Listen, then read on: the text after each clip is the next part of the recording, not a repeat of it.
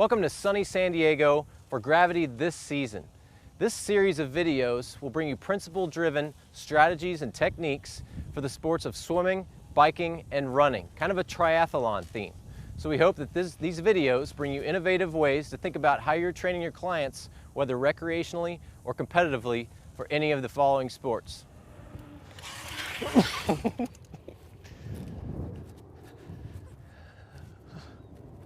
Nothing like a good bike ride in San Diego.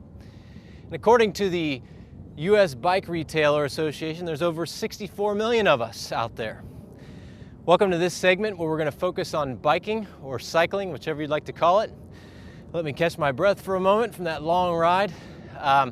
With biking is very difficult to assess biomechanically when you're off the bike. So this particular segment is going to focus on the lower body mechanics with an emphasis on kind of avoiding some of the overuse problems that bikers face in the future. With biking, you've got tons of different types. You've got mountain biking, you've got road cycling, we've got unicycling. If you want to get into some of that, that might be fun. All of these different types of biking require a different amount of energy, different kinetics, different drivers, whether you're climbing or gliding or sprinting, whether you're standing, whether you're seated, in the saddle, out of the saddle. It is a very diverse sport. We think of it as a very sagittal plane driven exercise or sport, and we're always just doing this, but when you start to add different ground structures, when you're working on whether you're on a track, whether you're on a path, whether you're in a trail in the mountains, it's going to be all different. Now, because the theme is triathlon, we're hoping that everything that we do today kind of is across the board. So whether you're working with a mountain biker, a road cyclist, a triathlete, whoever, we're going to focus on some things with how the lower body works and talk a little bit about the principles. Regarding principles, you look at bikers, especially triathletes or cyclists, and these are lean, mean machines. And those guys don't want to put any muscle on, right? They want everything to be that endurance type muscle. Use oxygen, keep lean, stay lean, small, because the more you weigh, the more you got to pump up the hills. When you're looking at a biker and they're in that position of flexion, they're operating in a hip flexed position, and to be able to get power out of the legs, you're using the hips, the quads, the hamstrings, the muscles of the calf, all in kind of a flexed position. So over time, that can create problems with overuse. With regards to the power, we're going to focus on developing power, but also go into some activities where we get out of that sagittal plane. We go over into the frontal plane, we get into the transverse plane and make little tweaks so that the body doesn't just adapt to one specific line or one specific pedal. Now we're talking about, we've got clips, we've got toe harnesses, you've got people who just ride without any of that. And your feet in the clips can be at different positions in that transverse plane. So we know there's lots of techniques. Use them if you got them. We're just going to focus in on trying to keep our athlete or our client healthy so they can enjoy the sport of bicycling over the lifetime. So if we're going to develop power in the legs, and we're going to get the proprioceptors fired up, and we're going to get an eccentric lengthening, we're going to start off with a cyclist. We need a cyclist. Guess what? It's Nicole again. She is our super athlete. Now what Nicole's going to do is we're going to go into some reverse lunges. You know the reverse lunge? It's all we're going to do is tweak it a little bit to make it a little bit more like a biking lunge. So what she does is we'll start with the nice low incline. And the thing is here to try to, our functional knee is going to be the knee that's the right foot that's on the ground. And what Nicole is going to do is she's kind of going to bring your weight a little bit more forward. She's going to just go through a couple lunges, but really kind of get a rotary motion of that knee so that we get the calf eccentrically lengthened, we get the quad, the glutes eccentrically lengthened, and even the hamstrings with her. She's got a little bit of lordosis that helps to lengthen the hamstring. So we know the lunge. We know what the reverse lunge is. How can we tweak it to help keep our athlete healthy? And to develop power, so if they're going over different terrain or they're going up a hill or doing something different in cycling, that they're adapted to that, not just one plane. So what we do is we're going to tweak the feet. And if these are my feet, we've got sagittal plane variations, we've got frontal plane variations, and we've got transverse planes variations. So what we'll do first is kind of tweak the frontal plane. So we're going to put let's go your right foot out a little bit, maybe even a little further, and put her foot up on this. Now this is going to be goofy. She hasn't even tried these yet, so we're going to learn as we go. And what that does is it just gives a little different stimulus to the lower leg, to the hips, to that hip flexor is getting lengthened nicely. And then maybe I could have her bring her knee up a little more forward, as long as that doesn't cause any knee pain. And then we may bring her leg all the way across, so you might want to hop across there.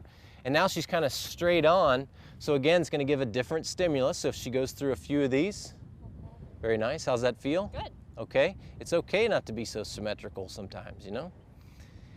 And then if we go into, with a sagittal plane tweak, it's more of just how far back you go. So we'll go right into transverse plane and maybe just put your foot out to where it was neutral before, like right here.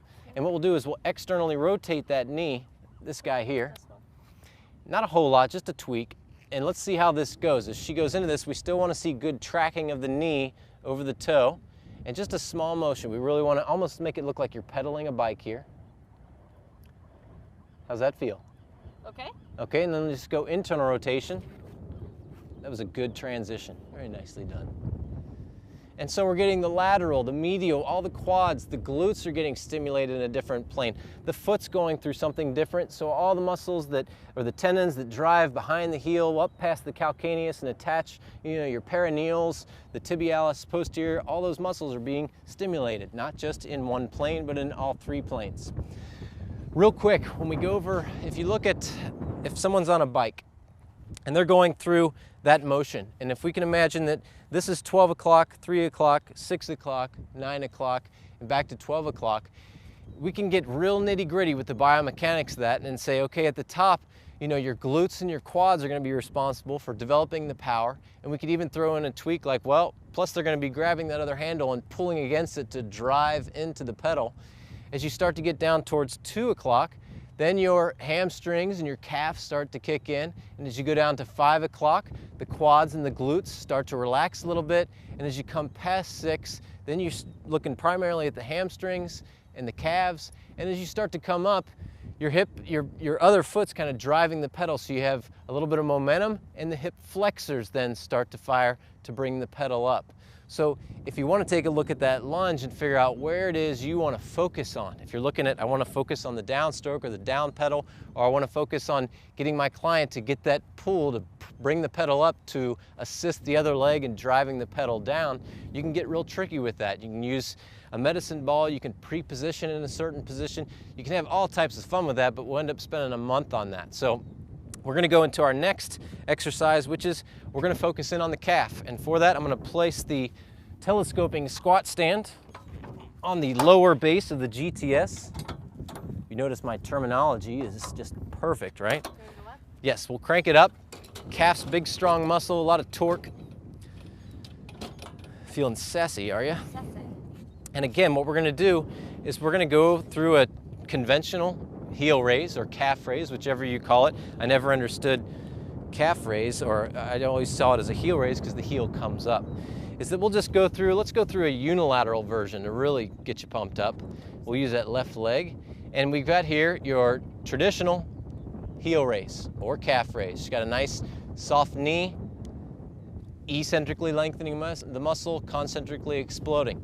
Now what we can do is just start to tweak the different planes. So we might say, all right, let's do a frontal plane tweak. Let's bring your foot, maybe you can go all the way out here. I don't know if that'll work, but that's what these videos are all about, is trying different techniques. So now she's going to get a little different stimulus. Her foot is kind of, it's more inverted as she goes through the heel rise. So maybe she's taking a right turn and cranking up a hill, might help. And then the opposite side, maybe you can use your right foot for this time and bring it all the way over across the opposite side. So now we do a heel raise with the foot that's very everted now, so she's getting a lot of stimulation through the arch, which crosses her underneath here and attaches up into her, it stimulates the peroneals. How's that feel? Good. Feel all right? Yeah. Again, keeping your athlete healthy over the lifetime so they can enjoy that sport. And then we have, my favorite, the transverse plane. So we'll go back to left foot, and that just means we're going to internally rotate for a few repetitions, and it might feel real goofy. That's okay. It might also feel like a good strong right turn on a bike. And then we go over to internal rotation. So she just repositions her foot. And again, that's going to go more into the medial calf. It's going to give a different set of stimulation up through the calf. Do you feel a difference in those? Different. Very good. So tweak the calf raise. Use that sagittal, use that frontal, use that transverse plane, combine them to really get more bang for your buck with regards to a calf raise. Okay, next is going to be the scrunch. So I'm going to grab the scrunch board. And if you don't have the scrunch accessory, you can probably grab onto the lap bars somehow. Just kind of mimic what we're doing. Let me put this on here. Okay, we're all secure. And this is going to look just like if you're on I was going to say a tricycle, but it's more of a trike or a triathlete's bike, is that she's going to go into a kneeling position. And I'm going to have you exactly how your hands are. Now, what that looks like, maybe we'll bring your elbows in just slightly to look a little bit more like your elbows are down on those drops on the bike. So this, with specificity, fits into kind of a weight bearing at the upper body position. And then what we're going to do is kind of load the hips with the traditional scrunch. So if you haven't seen the scrunch board, there's videos available or something online that you can see to kind of get the overall gist. There are tons of different uses for this. This is just the traditional, what we call a scrunch. We didn't know what to call it, so we called it a scrunch. So we get an eccentric lengthening of the hip.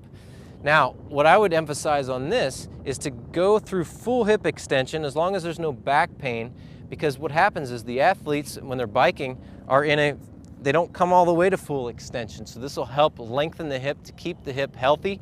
And as she does that, she also gets a lengthening of the knee joint. If the knee is always in a flex position operating, then sometimes we'll want to open that knee up to make sure that where the muscles attach, the hamstrings, the gastroc comes up and attaches, the soleus all getting a little bit of lengthening there.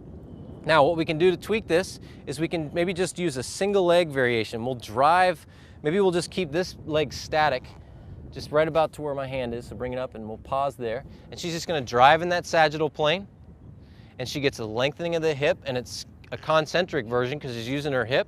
And then we'll get goofy and kind of go out to that frontal plane, so she'll go out way across there. If you need to take a break, just go ahead and switch legs. And then if you want to get real goofy, then we get the transverse plane. Then we look like the dog in the fire hydrant, right? So you might want to shoot it this way.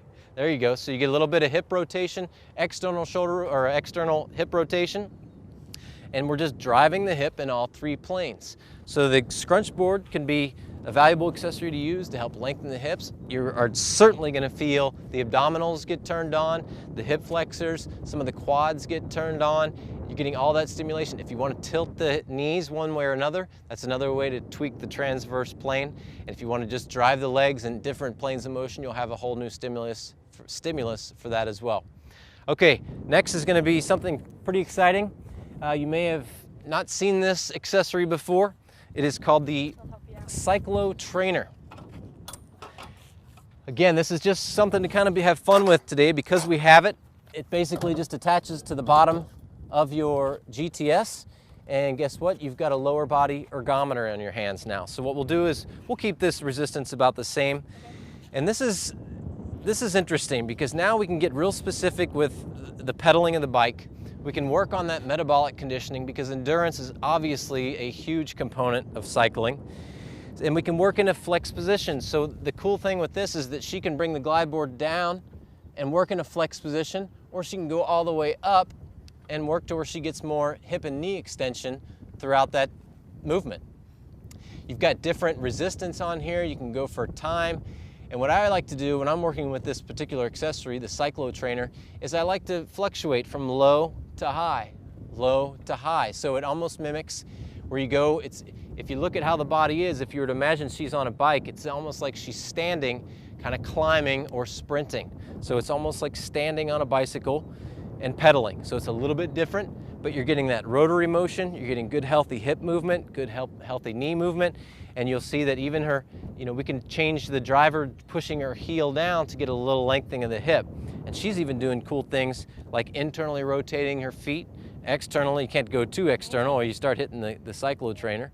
But there's all kinds of variations with this. The resistance can be changed. We can do interval type of training where she sprints and then she goes through a nice long endurance phase.